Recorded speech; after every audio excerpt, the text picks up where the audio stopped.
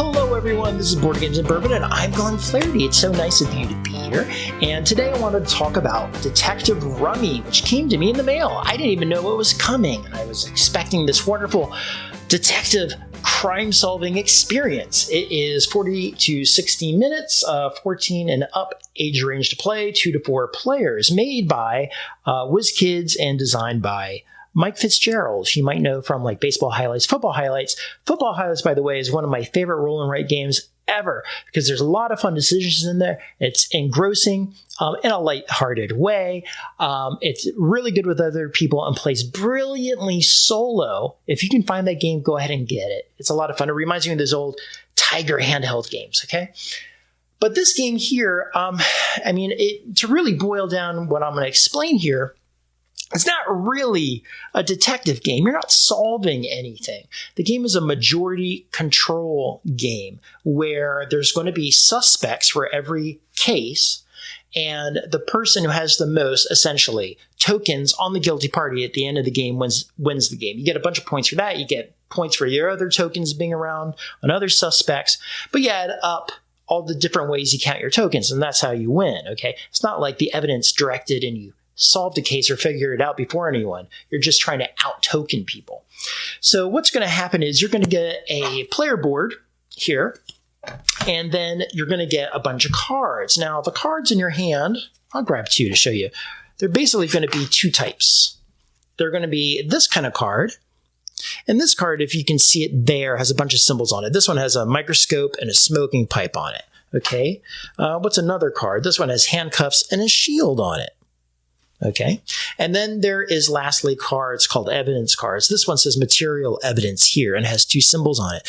Now, what this means is on these other cards, if you have 3 of a kind, and I'm boiling this down for you, you play your 3 cards and you move a likewise symbol. So like this one here and a microscope, I grab my microscope symbol and I put it on my player board.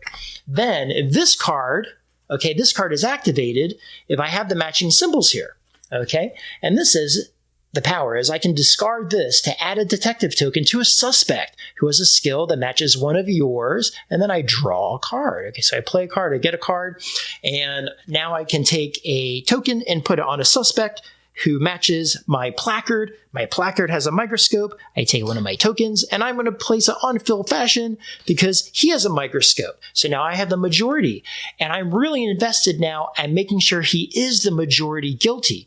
So in a way, is this solving a crime, or is it really just framing someone for murder, or just trying to throw all the evidence at them? Okay. But that is essentially the whole game, okay? There are things called game changers in the game.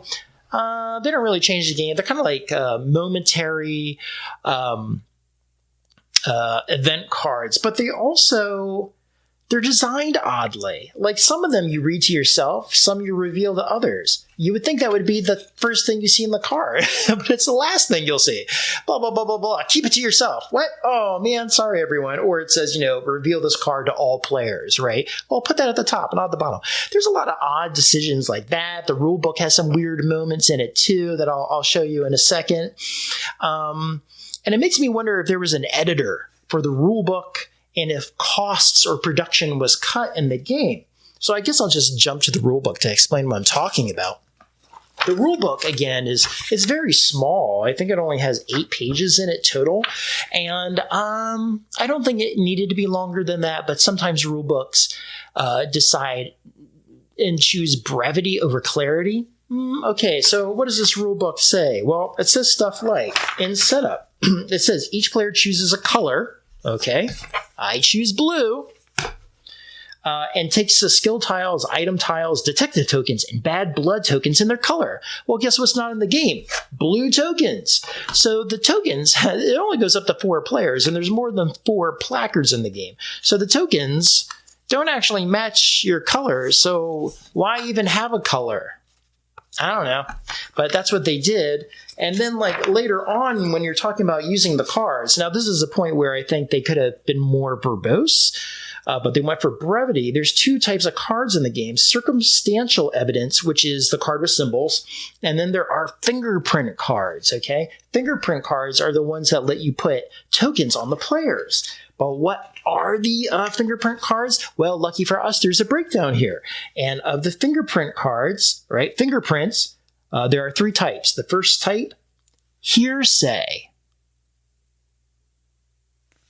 Another type of fingerprint card, eyewitness. Anyway, just stuff like that is in the game. But what I'm going to say ultimately about playing that game was, did we have a good time? We did not have a good time playing it. And that's not to say it's a bad game, but being framed as a detective game when it was not a detective game, kind of like, it was like, oh, kind of let our hopes down in a way. I never got the feeling that I was solving anything. I think if it was presented as a majority control game, that'd be slightly different. But ultimately, everything you could do in the game was based on having sets of 3 cards. You needed 3 sets of cards to get your icons. If you get the card that's evidence, it activates your icons, and then you put something out there. Now, there are some other, factors in the game, like those game changer cards, that say, hey, if you get this, you can ready one of your skill sets, or you can gain a skill set, right? You can either move it onto your board, or you can flip it over and activate it, this kind of thing. Okay, that's cool. That's kind of like an event. But again, I don't really control that kind of thing. It doesn't give me agency over my turn. I don't really have agency over what comes out of here. Am I going to have 3 of a kind? I guess what I do have agency over is, once I can match tokens on my board with guilty parties, where do I want to put it? I do control that, but that seems like there's a best place to put it. If you see you're behind somewhere, you want to catch up. Or get further ahead.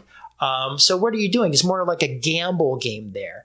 And even then, am I controlling my fate in the game? Because someone could totally mess me up, wherever I go by putting their things.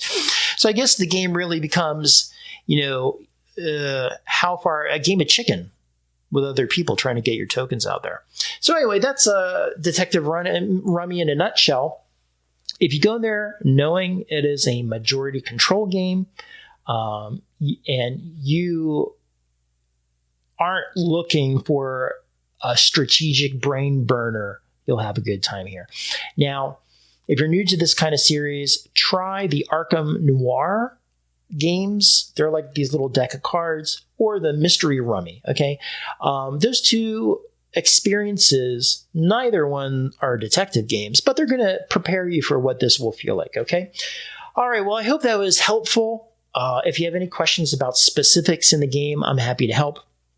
Now, I should preface this by saying that there's multiple cases. There's a campaign mode, but we got through one game here, the first case, and we weren't thrilled. That's how it goes. All right, well, until next time, I'll talk to you later. Keep gaming, stay warm. Talk to you soon. Bye.